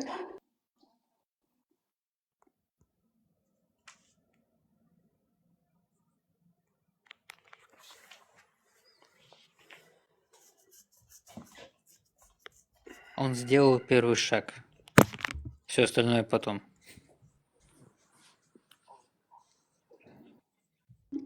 Да, Макс, скажи, он столько с нами в стримах сидит, поднялся первый раз. Дядя Эд, как там? Нормально все погода в Америке? Он сказал, что отойдет на 5 минут. Все, я не была возле телефона, окей. Он написал в комментариях внизу.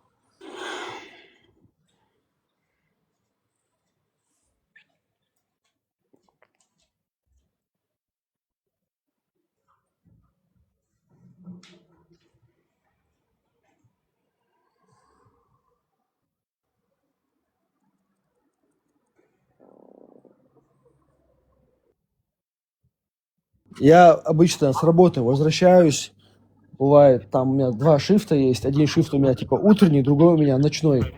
И ты приезжаешь в центр, вот я на поезде приезжаю в центр, выхожу прям около вокзала, и около вокзала это вообще полный жесть. Он забитый афганцами, там где-то 3 месяца назад была, короче, драка между афганцами и палестинцами. И... Да, короче, они там друг друга побили с ножами, потом это опять произошло, а потом, когда начали выяснять, я так начал читать, короче, что произошло, оказывается, афганцы и палестинцы, они на этом в центре вот этого города, вокзала, который главный вокзал, они там сделали себе точку и предлагают там молодых мальчиков. И туда приезжают бельгийцы, они этих мальчиков как будто бы, они, короче, они эти афганцы и палестинцы подрались, короче, из-за точки. 100% не знаю. Ужас просто. А власти знают об этом, что Бельгия айдол строгий модер? Ты что там, я знаю, там, я утром приезжаю, стабильно там, вот я знаю, из вокзала выйду, стабильно там будут стоять менты. И там менты кого-то убили, и это, короче, там дурдом. Я как-нибудь сниму, реально, ты идешь там реально, как будто ты попал в этот, не знаю, Афганистан реально. Раньше такого не было, это вот сейчас появилось, конкретно один Афганистан. Там, сейчас лето, вообще жесть.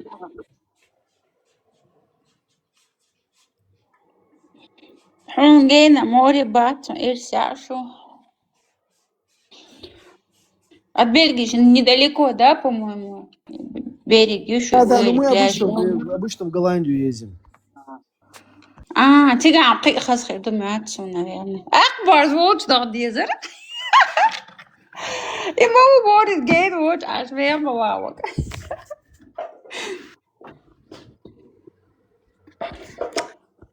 Toch خيران يدخ. Ik moet представить, حدو خايم قدام كيات خالم. Тут место есть для моря, пожалуйста. Муджаиды, место муджаиды, була. Бу. Хазду, да. Идик элдару, надо элдадар.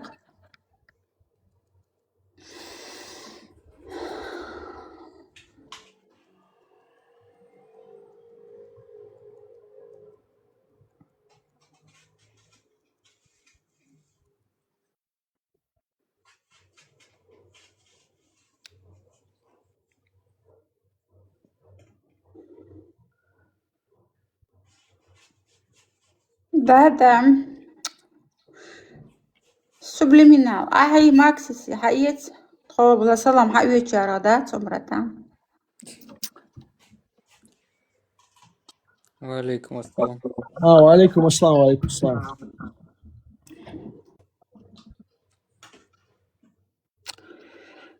Да, Бухаста, Дикашту, Маша, Коллега, я работаю еще отдельно, в бизнесе я сделал, что у меня коллега работает, Юхар.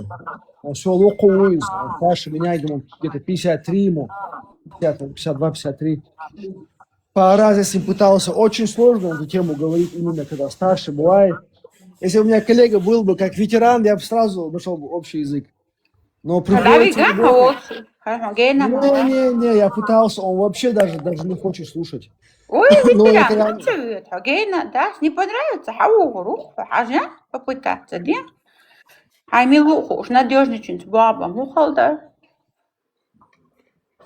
Что я говорю, 100 тысяч евро зарплата, я свою бабу.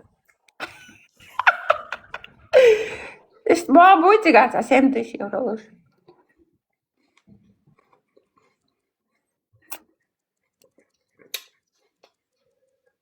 Ветеран, 5 тысяч эсгала, могола. Ценца 1000 евро дешевле. Нормально, 1000 евро дешевле. Если чистыми 1000 евро оставалось бы после всех вычетов, думаю, нормально это было бы. Хайон торговаться, да хоши. Амина, тебе надо в Швейцарии, там высокий зарплат. Давай не мастятся. Короче, subliminal waxaan nadwanya صاحبي حطيت المجيه تربه يا عيسى تعواخ دني اوت خاصه فتيلا على دني خاصه دني تحت 5000 евро зарплата خاصه и подружка с тобой я говорю 5 тысяч ахар дарас Приветствую, Нильгалджан. Приветствую, моя врединка-сестричка. Да, Привет вредная, еще я раз, очень ребята. вредная. Да, это все нормально. Ты мне напоминаешь мою младшую двоюродную сестру, Милену. Она, Да, я кстати, у меня выживаю, братан, любимица, я потому что выживаю. вредная. Да, вредная. Дядя, в Америке зарплаты высокие там. Ну, например, средние, да, образованием, если там идти работать. Ну, начиная с 70 тысяч, если у тебя Долларов? есть хорошее образование. Да. Если А хорошее если образование, нету? начиная с 70 А тысяч. если у меня Вот. курс B1 или B2? Так, что это Интересно, называется? так Эд, а если у нас хорошее образование по хадисам? Хадисы, брат, это Если бы президентом хадисы станешь. учили Президентом много. станешь. Президентом станешь. Сразу. к этому и идет, скажи, дядя, это. Да. Это на Пасху. Эту Пасху. Это наш старший этот Америки, это рыжий. Знаете, что написал в конце? Написал «Аллах велик». Да, на Кстати, Пасху. дядя, я слышала это. Оказывается, это правда, да, все-таки? И он, ты знаешь, как я узнаю, что говорит президент США? Захожу на социальную платформу и смотрю, что он написал, значит, это. Прикинь? True Social, которая называется, да? Да, он общается с людьми через True Social, да. Представляешь, дядя? Ужас. Еще передачу «Мурзилка» открыл, блин. Это что? Самое смешное было, знаешь что, дядя, где он себя, свою фотку сгенерировал в виде фото Иисуса Христа. Он сказал, нет, вы слышали, что сказал он корреспонденту? Когда корреспондент сказал, ты почему это фото Иисуса Иосифовича поставил? Ты видел, что он ответил? Не. Я тебе скажу, он сказал, это не Иисус Иосифович. Говорит, а кто? Корреспондент спрашивает, а кто это? Говорит, это я в виде доктора. И я подхожу к пациенту и лечу его. С уважением, рук. Представляешь? Слышишь, дядя, пару таких докторов и болезней не нужны будут человечеству. Блин, это не президент, это пациент, черт побери. Это пациент какой-то президент. Это четкий пациент, блин. Говорит, я доктор, говорит, лечу больного, блин. Я не Иисус. Ну, блин. А что, Иисус не был доктором? Блин, если бы ты был доктором, ты бы сказал, доктор Трамп. Написано же было бы, президент США, доктор Дональд Фредович Трамп. Нет, не написано доктор. Написано просто Дони. Дони. Это что за человек? Я доктор, блин. Я его даже, знаешь, как иногда называл? Халиф США. Халиф. У нас же был православный халиф, помнишь? Ты про кого? А? Ты про кого? У нас в интернете православный халиф, не помнишь? Халиф православный. Халиф православных мусульман. Помню. Ну, слушай, я тебе так скажу. Если бы халиф православных мусульман, вот этот парень с этим никнейком, стал бы президентом США, от этого было бы больше пользы. Да, но у православных мусульман халиф не может быть халифом американцев. Американский халиф должен родиться в Америке. Блин, черти. Вот, приходите на кофе, ребята. Я Ты знаешь, какую я закономерность для себя подчерпнул на этот раз, дядя? Ну-ка. Ну как, придешь, скажу. А я здесь, я тебя категорически слушаю. А, ты здесь уже, да? Да. Я вот заметил такую тенденцию. Как только в какой-то стране возникают беды, проблемы, там, войны, эпидемии, кризисы, неважно, приходят потом очень сильные люди, которые, засучив рукава, наводят порядок. Только в этой стране все устаканивается, все идет прекрасно, размеренно. Приходят хайваны, которые все это ломают и уничтожают. Это говорит о том, что существует скоординированность и спланированность действий. Всего лишь. Это везде есть скоординированность. Когда мы видим, что творится на Ближнем Востоке сейчас, здесь четко прослеживается координация событий, координация череды событий. Удары по нефтяной инфраструктуре и так далее. Это я не знаю, что будет, но я чувствую, что есть силы, которые обязательно хотят развернуть события так, как присобачить нынешние события по описаниям в этих книгах. Почему-то все хотят идти по книге, как будто в этой книге написана какая-то генеральная линия партии, генеральная линия стратегии партии. Вот когда смотрю на этих, как это называется, на пропагандистов религиозных, так они все кричат о конце света. Все, то есть формируется общественное мнение, что предстоит какая-то решающая битва. Вот это меня тревожит. И потом они скажут: и на пепелище сём воздвигну царствие свое. Там, говорят, какой-то ритуал есть, надо какое-то животное сжечь, пепел на себя посыпать. Даже, говорят, костюмы уже сделали, как в Киеве, помнишь, для парада? Да. Даже костюмы сделали. Помнишь вот этот фильм с Томом Крузом и Николь Кидман, широко закрытыми глазами? Вот фильм начала 90-х. Это был намек на Эпштейна. Да, да. Я до ситуации с Эпштейном об этом фильме слышать не слышал. Вот на днях хочу вот посмотреть его. Вот это. Приятного просмотра. Спасибо. Шад шноракалем курик джан. Что творится? Макс, вы как, Макс?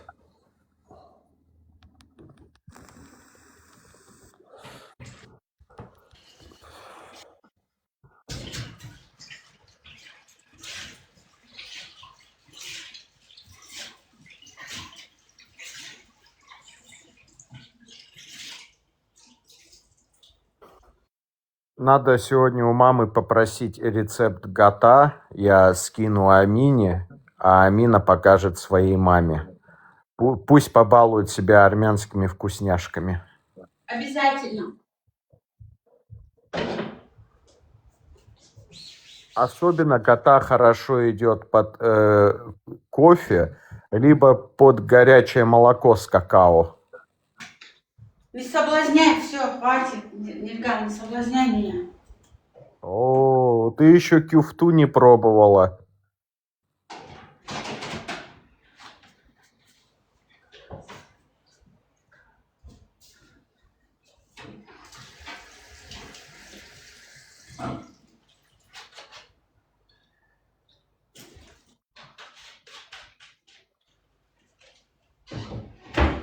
Армянская кухня, она, по-моему, тоже большая, нет, у Армянии? Я что-то пробовал. О, друг мой, я даже столько блюд не знаю, сколько у этой кухни количество этих блюд.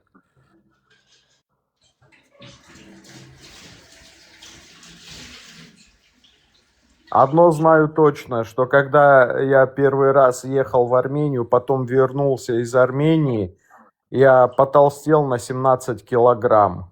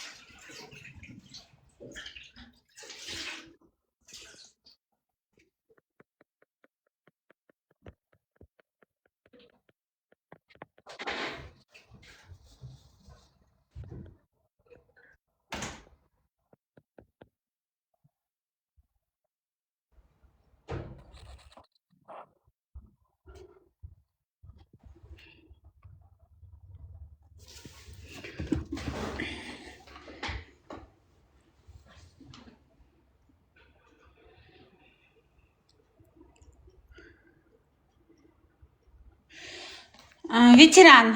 Набережная. О, boş var. So, خامات. Точно. Лулар модель. صدقني نيرسو Ария, чудерти я وضعت. Махаз Духан, сегодня так красиво в Кёльне. Такая погода классная, это просто бомбитос. Я читал про вот этот церковь в Кёльне, вот этот храм. Да, собор, Кёльнский собор, Да, да. собор вот этот. Ух, сколько же в нем мистики. Очень. А внутри вообще, я там часто бываю. Ну, раньше вообще каждое воскресенье. Один раз, прикинь, мы с подружкой идем, и там недалеко туда входа стоят чеченцы. Я так испугалась. Мы же чеченцы, узнаем по внешности, ты знаешь это? Я говорю, давай, говорю, надо делать ноги отсюда. Еще скажут, а что чеченка возле... То есть им можно, а мне даже близко нельзя, да, к двери стоять. Все равно, знаешь, понаехали вы ко мне. Ну, как это сказать? Или наехали, как будет правильно? В общем, я говорю, подружке, давай потом зайдем. Я оттуда быстро ноги сделала. Мы туда ходим, свечки ставим часто. Внутри вообще, знаешь, Ну, как может, красиво. эти чеченцы как раз бывшие мусульмане. Может быть, все равно, знаешь, мне подстраховка не мешает, братан. Ну, Потом согласен, да. они могли это заснять на камеру, да, там. Вот, видите, чеченка, это. Вы же знаете, как они поступают. Я же не знаю, кто они были. Поэтому я ушла. Кстати, один момент, когда свободно с подружкой пойдем, я тебе обзор сниму, окей, вот эту красоту внутреннюю. Вот. Обязательно. Там очень красиво.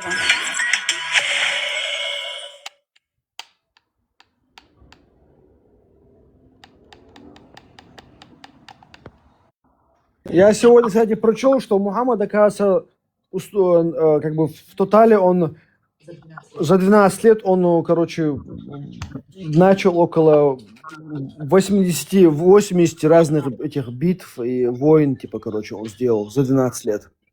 80 Ой, штук, и ты в 80 это штук. поверил, Дэнни? Не то, что он участвовал, а устроил конфликты. Наверное.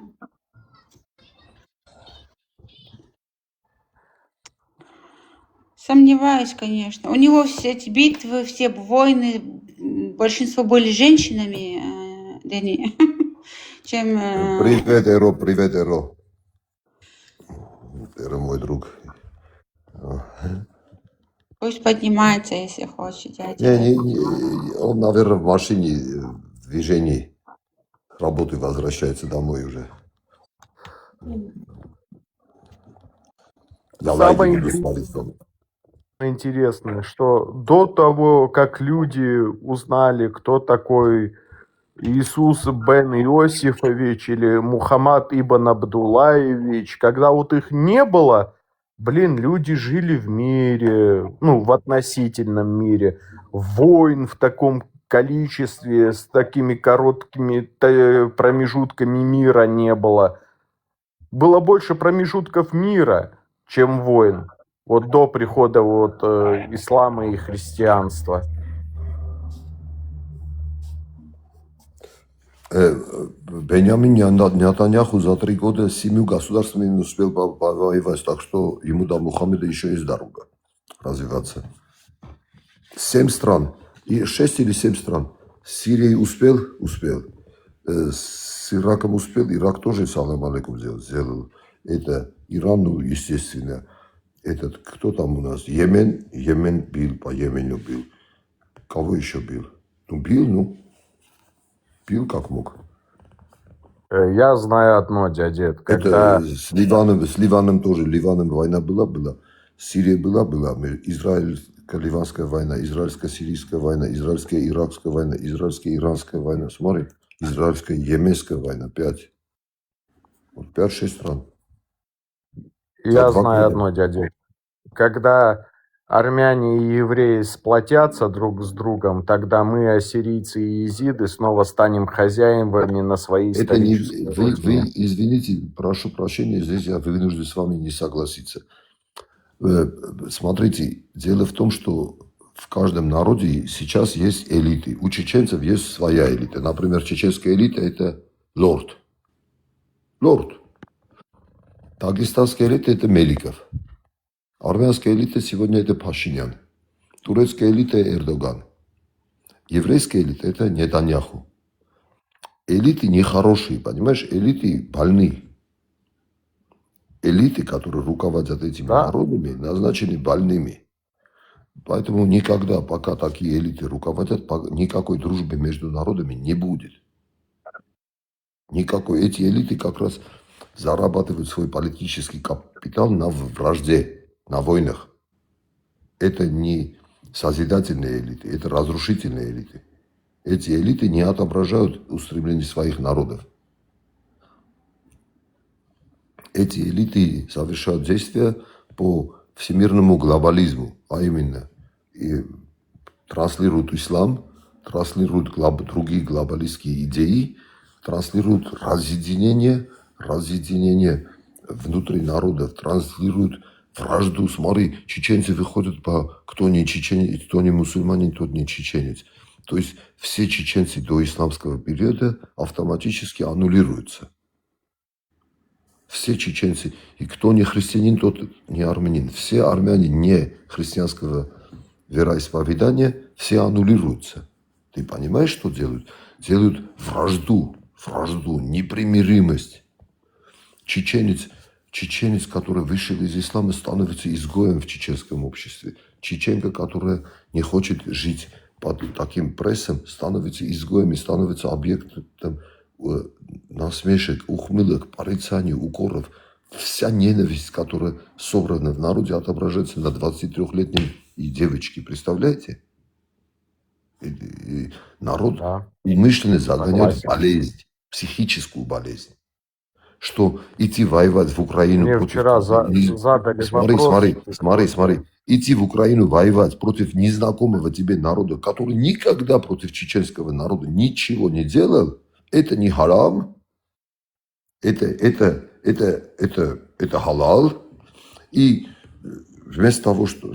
Короче, они идут просто так в Украину, за чужие интересы воюют. Это значит для них нормально.